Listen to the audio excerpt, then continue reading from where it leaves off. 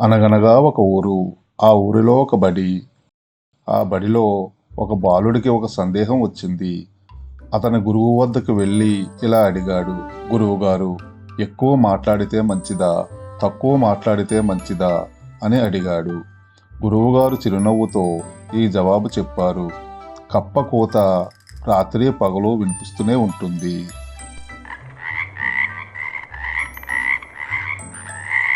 అయినా దాన్ని ఎవ్వరూ పట్టించుకోరు.